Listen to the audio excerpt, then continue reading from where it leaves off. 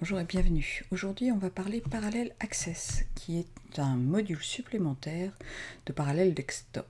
Il faut savoir que Parallel Access peut fonctionner en dehors de la présence de Parallel Desktop. Il est proposé de façon systématique lorsqu'on a fini d'installer le logiciel. Comme j'avais refusé, vous pouvez retourner dans les préférences et vous avez ici un module Parallel Access. Le principe de Parallel Access est de permettre l'utilisation de votre ordinateur à distance grâce à une application qui permet d'afficher de façon confortable l'écran de l'ordinateur sur un iPad. Donc il faut installer le module qui va se télécharger et s'installer automatiquement et il faudra télécharger dans l'App Store l'application gratuite sur l'iPad.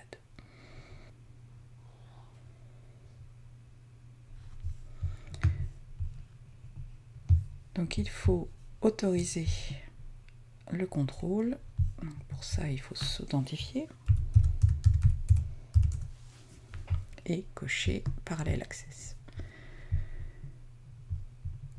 Donc là, je vais quitter Parallel Desktop que j'ai juste utilisé pour lancer l'installation. Donc Parallel Access prend place dans la barre de menu. Vous pouvez ici désactiver à la volée, ouvrir les préférences qui ouvrent ce panneau et vérifier les mises à jour.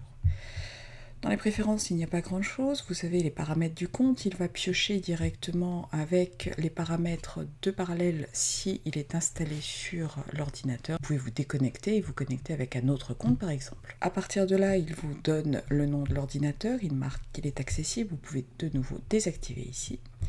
Dans les préférences, on peut demander à se connecter avec le compte Parallel ou avec le compte d'utilisateur macOS 10. Vous avez la possibilité de bloquer l'écran lorsque vous prenez la main à distance, ce qui est pas mal, donc ce qui fait que vous aurez un filtre noir avec écrit ordinateur contrôlé à distance. Vous pouvez aussi décider de verrouiller automatiquement dès que vous avez fini d'utiliser l'ordinateur. Vous pouvez ou non participer au programme, vérifier les mises à jour de façon automatique, utiliser le message de log et démarrer systématiquement le logiciel lorsque j'allume l'ordinateur, ce qui est intéressant si vous avez besoin d'y accéder à distance facilement. Donc la première chose à faire est de lancer Parallel et de se connecter sur son compte.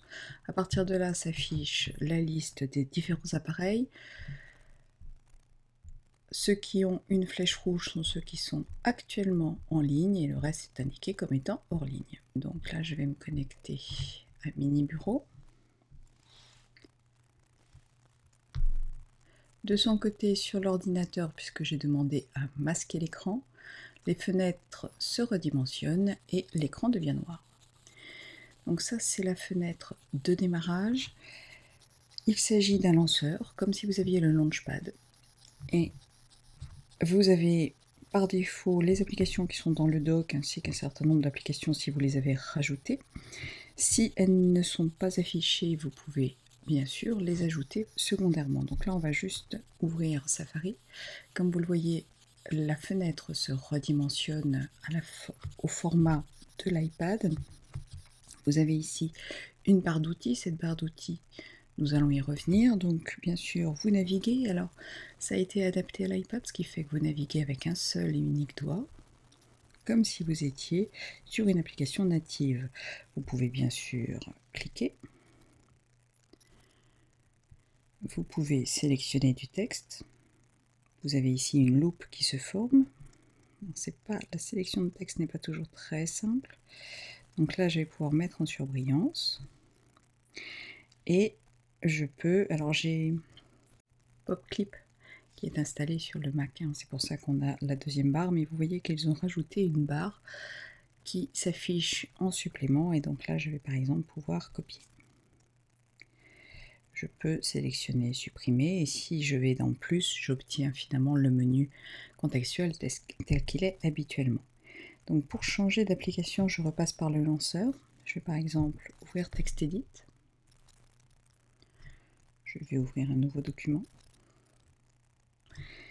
Et si je fais un clic droit, je vais pouvoir coller ce que j'ai copié sur Safari. Ici aussi, j'obtiens... J'aurais dû désactiver PopClip.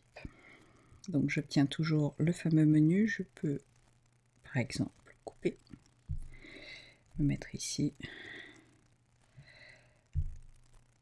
2 doigts, ça fait un clic droit et coller. L'application qui est en premier plan est restreinte à son strict minimum. On obtient uniquement le menu pomme, vous avez vu, a disparu. On obtient finalement juste la barre de menu adaptée. Il n'y a pas non plus la barre de menu externe qui habituellement est là. Si j'ouvre le Finder, je vais avoir automatiquement une fenêtre qui va se mettre au maximum. Imaginons que je rajoute une deuxième fenêtre de Finder, que je vais mettre sur autre chose, et une troisième fenêtre de Finder. Lorsque je vais retourner ici, j'ai ici un menu qui me permet de voir les fenêtres ouvertes. Alors, je peux visualiser toutes les fenêtres ouvertes. Il faut remarquer l'effet un peu accordéon, hein, qui est le témoin de la mise à jour pour iOS 7. Vous avez ici 3 fenêtres de Finder. Imaginons que je souhaite en fermer une, il me suffit d'appuyer sur la croix et je peux fermer, tout comme je peux également fermer une application directement à partir de ce lanceur. Ce menu est présent lorsqu'on est ici. Donc dans une application, on peut à tout instant repasser sur une autre application sans même repasser par le lanceur à partir du moment où elles sont ouvertes.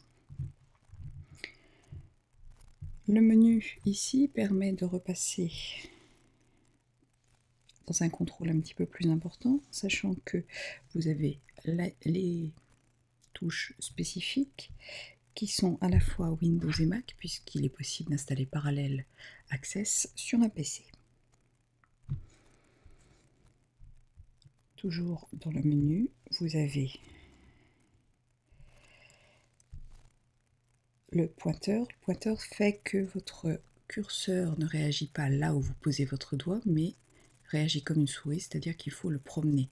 À partir de là, un clic permet de faire une sélection, un clic droit affichera bien sûr le menu contextuel. Vous pouvez décider de naviguer uniquement comme ça et d'utiliser la petite représentation de souris pour créer clic droit, clic gauche. Outre le mode souris, vous pouvez passer en mode bureau.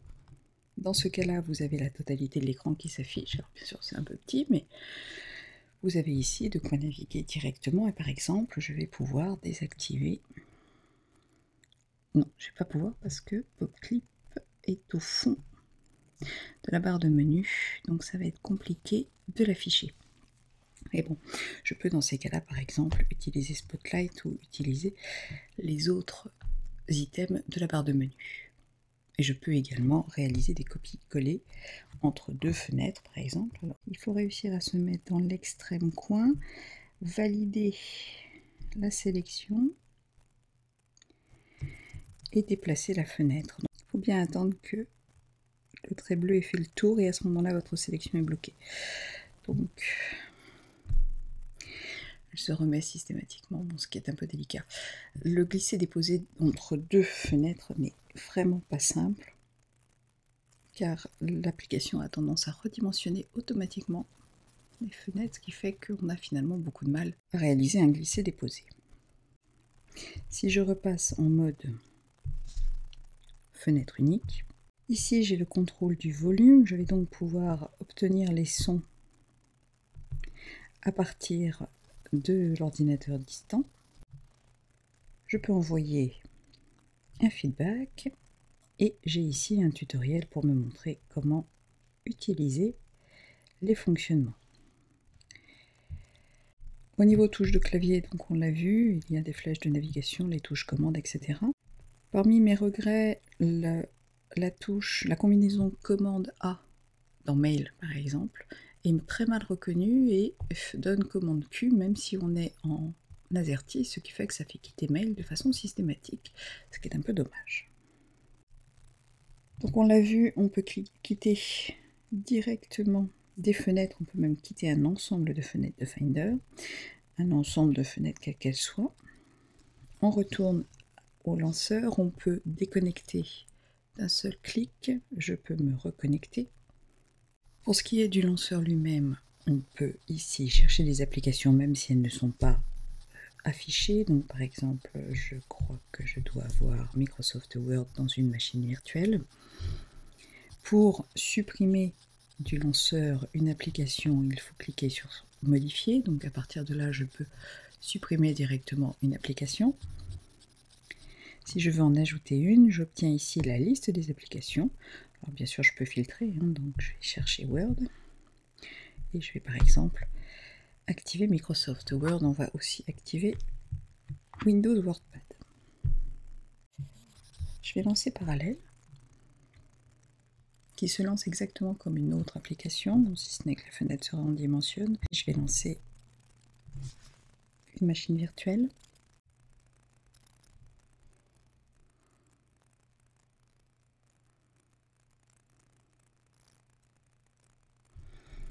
Alors nous voici sur une fenêtre de Parallèle.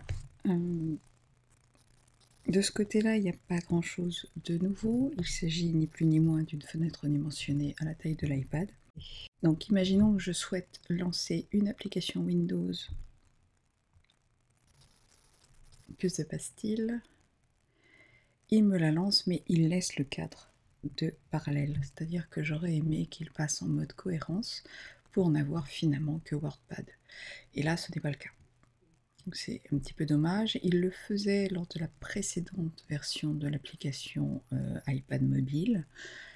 Il ne le fait pas ici. On peut bien sûr manuellement passer en mode cohérence, mais j'aurais aimé que ce soit automatique, puisqu'à partir du moment où je ne lance pas Parallèle, mais où je veux juste WordPad, j'aurais apprécié de n'avoir que WordPad. J'aurais gagné un petit peu d'espace ici et un petit peu d'espace en bas. Bon, toujours est-il qu'il est possible bien sûr de travailler de la même façon, le clavier étant bien sûr adapté et reconnu.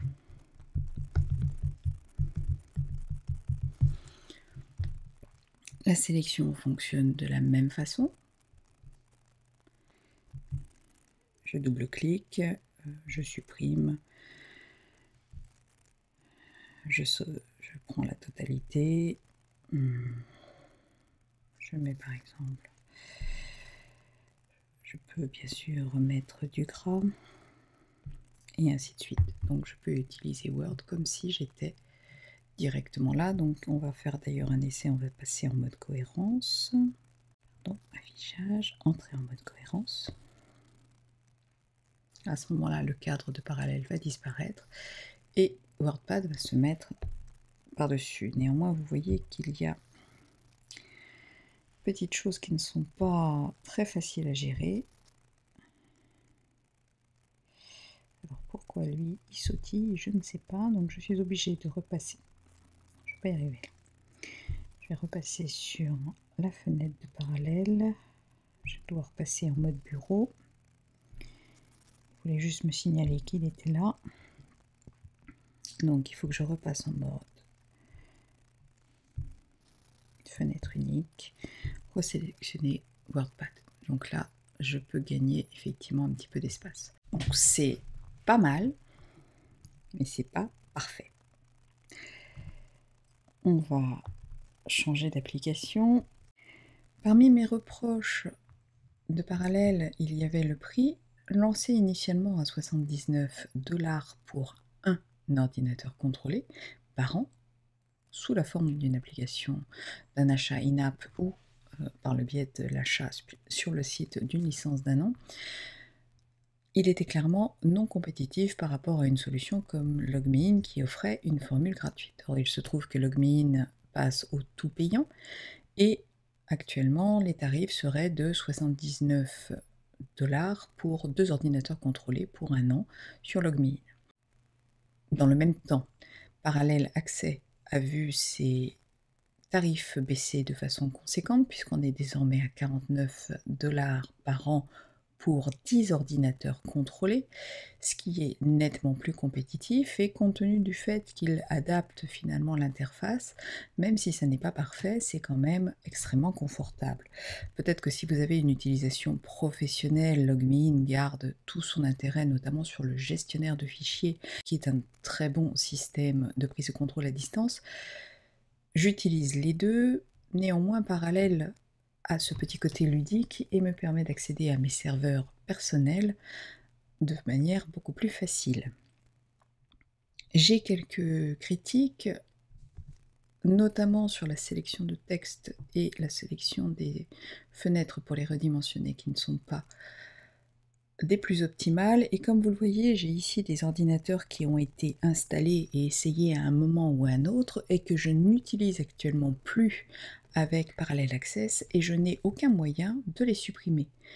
Ils resteront affichés ici et il n'y a pas de possibilité, j'aurais aimé pouvoir cliquer dessus et dire que cet ordinateur n'était plus actuellement contrôlable par Parallel Access.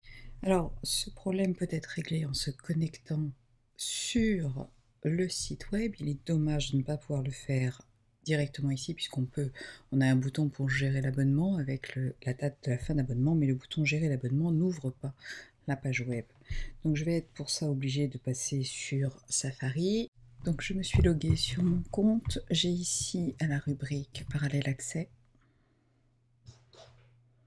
J'ai Parallel Desktop si je le souhaite, donc la rubrique ordinateur, j'ai ici la liste des ordinateurs raccordés au même compte et vous voyez que j'ai une icône corbeille pour ceux qui ne sont actuellement pas en ligne. Donc là je vais supprimer. Donc me voici avec mes ordinateurs et je peux passer à l'onglet téléchargement pour récupérer Parallel Access pour Windows. Alors vous l'aurez compris, Parallel Access est un bon moyen d'avoir une application qui ne fonctionne que sur Mac, sur votre iPad, ou d'accéder tout simplement à votre contenu sans être obligé d'être devant votre Mac ou votre PC. Il a désormais un tarif de prix bien plus intéressant et je pense qu'il s'agit maintenant d'un produit beaucoup plus mature qu'il ne l'était dans les 6 premiers mois de développement. En tout cas, je vous propose et je vous encourage d'essayer le produit. Vous avez accès à une version démo pendant 14 jours. Et pour ma part, je vous retrouve bientôt pour un nouveau tuto. Bye bye!